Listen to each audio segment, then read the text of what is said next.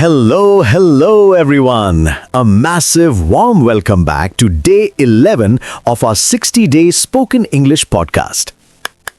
Wow, Ishani, can you believe it? We have officially cleared the first 10 days. The foundation is set and we are now stepping into the mastery phase. It's a huge milestone, Sam. Honestly, if you've stuck around for 11 days straight, you aren't just a casual learner anymore. You are someone who is dead serious about their transformation. Absolutely. Most people drop off by day 3, but you're still here. You're the 1% who actually finishes what they start. That is a rich dad trait right there. Consistency. Now today's episode is one of the most requested topics we've ever had. We are talking about group discussions or GDs. The pressure is so real in GDs, isn't it? Whether it's a high-stakes job interview, a board meeting about financial investments, or even a friendly debate with your friends in London or Oslo about which stocks to buy, it can be intimidating. We've all been there. You're sitting in that circle, your heart is racing, you have a brilliant point to make, but you just can't find a gap in the conversation. Or worse, someone says something totally wrong and you end up sounding rude because you didn't have the right polite phrases ready to go. Well, listeners, worry no more.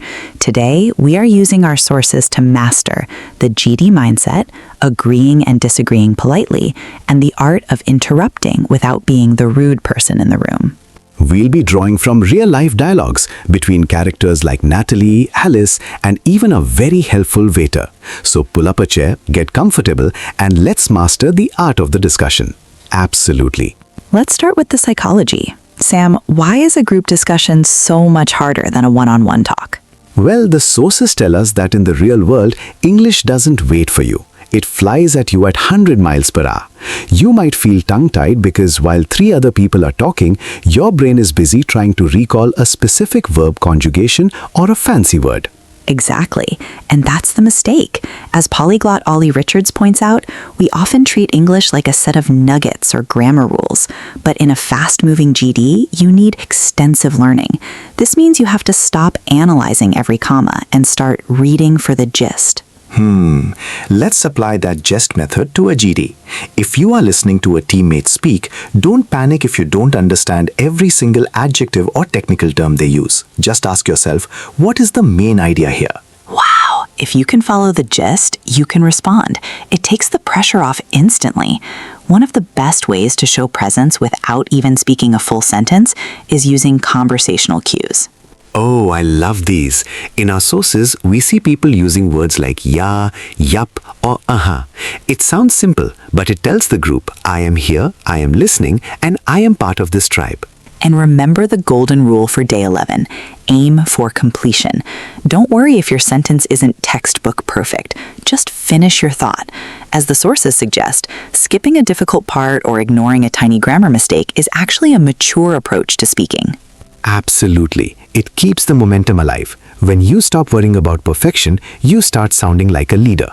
In the world of financial freedom, leaders aren't people who speak perfect grammar. They are people who communicate clearly and keep the conversation moving. Now, let's get into the meat of the discussion, giving opinions. This is where most GDs get heated. Right. In any discussion, you're either going to agree or have a different view. Let's look at a classic debate from our sources between Connie and Gary. Connie sees a cat and says, "What a beautiful cat." Gary disagrees completely, but he doesn't say, "No, you're wrong." What does he say instead? He uses a preference phrase. He says, "I think I'd rather get a dog. Dogs are more loyal than cats." Wow, did you notice that? I'd rather is a magic phrase. It's a polite way to disagree because you are expressing a personal preference rather than attacking the other person's taste. In a business meeting, instead of saying, "That's a bad investment," you could say, "I think I'd rather look at the long-term bonds first." And what if you actually agree with someone? Don't just say yes like a robot. Use phrases that add weight. When Gary hears a good point, he says, good point. Good point is a gold medal phrase. It shows you are an active listener. But Sam, what if we are stuck? What if nobody wants to budge? Then you use the Jake and Melissa technique. They are arguing about their vacation. He wants to ski, she wants the beach. Jake says, "How about a compromise?" How about is a fantastic way to make a tentative suggestion. It means you are introducing an idea, but you don't want to sound like a bossy dictator. You can say, how about we look at the budget one more time? Or how about we try a different approach? And when the group finally reaches a decision, use the idiom to make up my mind. For example, your points about the UK housing market have helped me make up my mind. Wow. And don't forget the power of surprise. If someone says something unexpected, say, oh, really? I thought your favorite strategy was real estate. Notice that rising tone on really. It shows you're engaged. Absolutely. Okay, Ishani, this is the part everyone fears. You have a killer point to make, but no one is stopping to breathe. How do you jump in without being that guy who is rude? The sources give us a brilliant example from a cafe conversation. Natalie and Alice are talking, and the waiter wants to add a fact. He says, sorry for butting in, but Lawrence Windsor doesn't live in a house. He lives in a mansion. Sorry for butting in. It's so natural. It's slightly informal, but it works perfectly. In a more formal setting like a bank in New York or a firm in London, you might say, excuse me, could I add something here? Or if I could just jump in for a second? Speaking of excuse me, our sources note that it is the most common way to get attention or show you didn't understand. If someone uses a financial term you don't know, don't stay silent. Use a rising intonation and say, I beg your pardon? Or can you repeat that, please? Another high-level way to interrupt is the negative question. As we saw in our dialogues, Charles uses one to show surprise. Didn't you meet her at Steve's party? In a GD, you could say, wait, didn't we decide to cut costs last month? Wow, this is a powerful way to bring the group back to reality. Once you have these phrases, you don't have to wait for a 5-minute silence. You can navigate the conversation like a pro. Just remember to keep your tone collaborative. Even when you interrupt, do it with a smile in your voice. As the hotel receptionist in our Day 2 source says, no problem, or sure, keep that helpful spirit. Absolutely. We have covered an incredible amount of ground today, from the gist method of listening in a crowd to the how about compromise technique and the polite way of butting in. You are no longer the person who stays quiet in the corner of the boardroom. You are a contributor. I can see you already planning your next meeting. But as always, knowledge without action is useless. Here is your Day 11 challenge. Find a news article or a YouTube video today about a trending topic, maybe something about the economy or global travel. Then imagine you are in a group discussion about it. Practice these 3 steps out loud.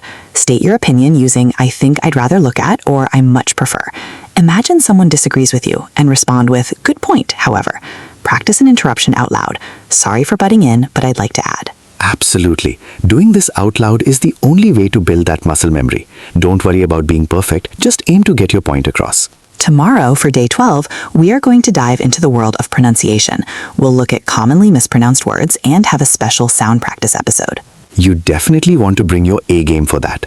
Thank you so much for joining us on Day 11. Keep practicing, keep listening for the gist, and remember, your voice matters in every discussion. I'll see you tomorrow.